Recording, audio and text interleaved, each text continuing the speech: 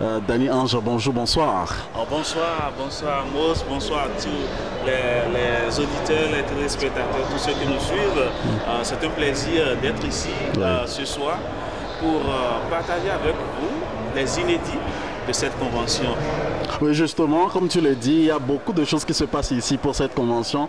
Déjà hier, on avait passé de très bons moments avec une ambiance inoubliable où le vice-président Vince également avait fait un beau discours à l'endroit de tous les républicains qui ont fait le déplacement. On note également une affluence de plusieurs qui continuent pas à venir, puisque aujourd'hui c'est le dernier jour où on verra également le président des républicains qui n'est autre que Donald Trump.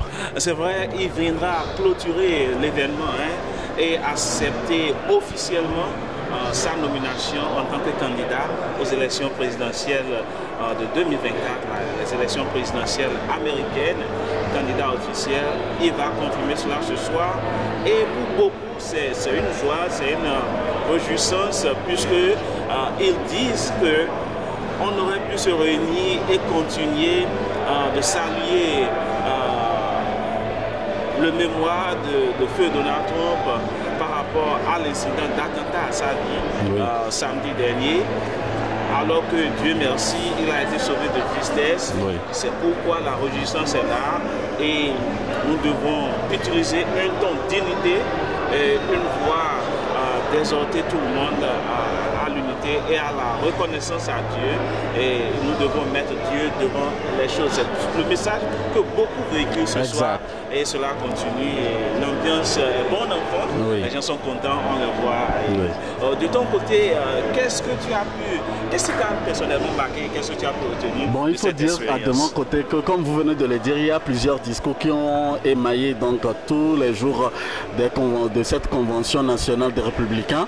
Ils ont fait beaucoup de témoignages, beaucoup de femmes comme les hommes ont témoigné de par leur carrière, leur discours. Ils ont dit par rapport à ce qu'ils vivent au jour le jour, ce qu'ils avaient vécu, ils partagent avec tous les républicains qui ont fait le déplacement leur expérience. Et les points qui m'ont tellement marqué, c'est surtout l'éducation qui est au milieu des discours, et puis l'engagement de tous les républicains qui vont soutenir leur président Donald Trump le 5 novembre prochain. C'est ce qui se dit justement, parlant de l'éducation. La petite fille de Donald Trump, puisqu'il est grand-père, il faut le dire, l'aîné de ses petits-enfants à 17 ans, elle est montée au créneau sur le podium pour saluer ou présenter le côté humain de l'homme, le côté père de l'homme, et dit qu'elle ne comprend pas pourquoi beaucoup de personnes s'attaquent à son grand-père et surtout pourquoi quelqu'un de méchant veut le tuer, selon les propos de l'enfant que je traduis. Il faut dire qu'elle dit oui, mon grand-père est un homme bien, il m'appelle de temps à autre pour avoir de mes nouvelles. Je joue au golf avec lui et il aime toujours que je sois dans son équipe quand on est en train de jouer en famille. Et aussi, vous savez, de ces petits trucs qu'un grand-père fait à son petit enfant ou sa petite fille, il le fait avec ses enfants malgré, ses petits-enfants malgré son calendrier chargé. Et la fille est montée au créneau à présenter, il dit parfois, il oublie que je suis en classe et il m'appelle. Je réponds rapidement, je dis oui, grand-père, je vais bien, mais permets-moi de retourner en classe parce que je suis encore à l'école. Oh, j'ai oublié. Donc c'est un peu ça. Cet aspect aussi a marqué un gros point au sein de la convention. Et Donald Trump Jr., l'aîné du père, a aussi mis l'accent sur ce que son père est un homme bien et que les gens doivent le respecter.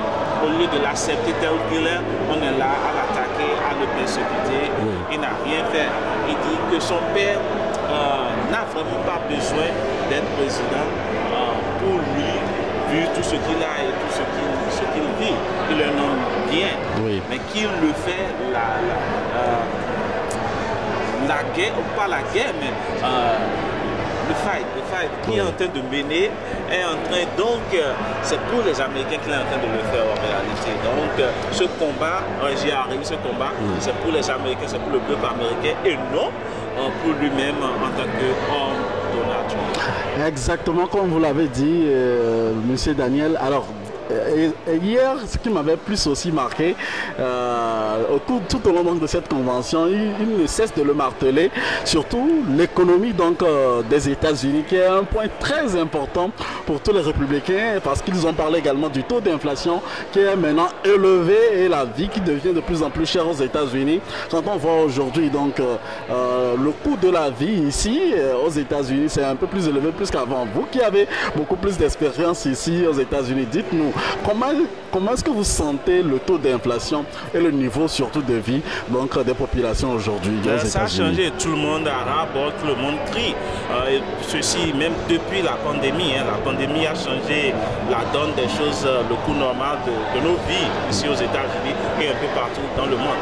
Il faut le rappeler, l'Amérique est un pays capitaliste et l'économie est prioritaire, en priorité. Maintenant, les Américains ou l'équipe de Donald Trump, ce qu'ils sont en train de dire, pour ramener l'économie à la normale, il faut donc créer les emplois, au lieu d'exporter les emplois vers l'extérieur, ramener les emplois ici aux États-Unis ferait du bien et ça permettrait donc aux gens de trouver du boulot et d'être payés à la normale.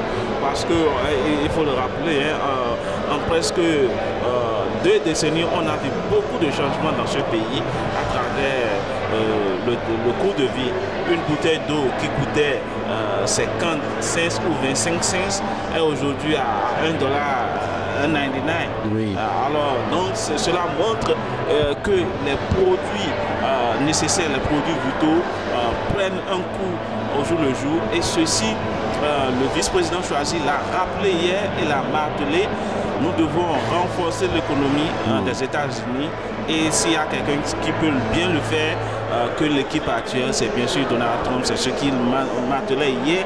Et aussi, il faut le rappeler, les républicains, comme d'habitude, ils ont montré un soutien farouche aux hommes en uniforme parce que cela est un aspect indéniable de la vie de l'Américain. Justement, lui-même a été un marine. Donc, vous parlez du vice-président Vance. Du vice-président Vance, et cela montre que l'homme ne va pas, s'il est élu, il ne va pas laisser ses frères d'armes juste comme ça. Oui, justement, le niveau sécuritaire, l'aspect sécuritaire, donc où on voit les Américains soutenir et faire avec la guerre d'Ukraine en ce moment où il y a beaucoup qui sont au front et ils ont mis beaucoup plus l'accent pour éviter les guerres et surtout reprendre les choses en bonne et due forme. Qu'est-ce que vous en dites en tant qu'analyste quand vous voyez par exemple les discours qui sont faits aujourd'hui de par tous les 4 jours de cette convention? Eh bien, il faut retenir que ce n'est pas apprécié par les républicains, la guerre qui continue ou la situation en Ukraine. Et il continue de dire qu'en réalité, qu'il ne voit pas l'intérêt pour lequel l'Amérique investit tant d'argent au moment où son peuple crie au fin. Et cela est remarquable, même quand vous allez au fin fond de Chicago, les gens crient rapport. Vous voyez les hommes, les homeless, les sans-domicile, les sans-abri qui sont là, alors que en Amérique envoie des millions en Ukraine. Cela n'est pas bien perçu de tout le monde, mais ce qui est derrière cela, c'est bien sûr la diplomatie qui n'a pas du tout été, selon moi, abordée durant cette convention. Ce qui me donne encore chaud au cœur, si je vous permettez que je le dise, à tous les champs où on passe, dans tous les couloirs médiatiques, on nous demande de là où nous venons et de là où notre origine, et on partage beaucoup de plus avec beaucoup de personnes ici, et on leur dit que nous sommes d'Afrique et nous venons de l'Afrique, nous sommes originaires d'Afrique. Quelle est la sensation que ça vous fait, par exemple, lorsque vous venez de partager encore avec d'autres journalistes de CNN, de ABC, de CBS, en même temps des couloirs? Et il faut dire que c'est un sentiment de fierté. Comme je le dis souvent, il ne faut jamais renier ses origines, parce que c'est ça qui marque la différence entre vous et un groupuscule d'hommes lorsqu'on vous met ensemble. Et déjà, il faut l'avouer, l'accent est là. et de deux, le trait physique aussi marque la différence. Oui. Et les gens ont de facilité à vous aborder parce qu'ils pensent qu'ils ont quelque chose de différent. C'est pourquoi ils sont là. Et s'ils sont là, c'est parce qu'ils sont bons. Il faut retenir que les gens nous ont montré une fraternité indéniable, l'amour, et on a retrouvé aussi d'autres personnes francophiles qui sont ici. Et quand ils s'en rendent compte qu'on parle les deux langues, leur priorité, c'est de s'exprimer en français. Et cela donne un sentiment de fierté. C'est le plus que nous avons apporté à cette convention, même si on n'est pas du parti des républicains. On est là pour couvrir parce qu'il faut ramener cela à l'ordre pour ne pas créer la confusion dans la tête de beaucoup de personnes. Mais déjà, la fraternité entre confrères aussi et aussi entre ces congressistes qui viennent de partout et qui s'intéressent à nous, à ce que nous faisons. C'est très important. Mais cela ne veut pas dire que, oui, c'est vrai, la diplomatie était un sujet délicat ici à ce congrès. Oui. Cela n'a pas été remarqué. Cela n'a pas été remarqué. Alors, un autre aspect donc, de cette convention où on retrouve, nous sommes aujourd'hui, donc à la fin donc, du dernier jour. Absolument. Nous sommes au dernier jour, bien entendu. Et beaucoup attendent donc le discours incontournable du président Trump. C'est vrai, il a annoncé, il était venu sur pied de guerre à cette convention, mais il veut changer le ton, il veut changer son discours, il a carrément changé et prône bien sûr l'unité. C'est sûr.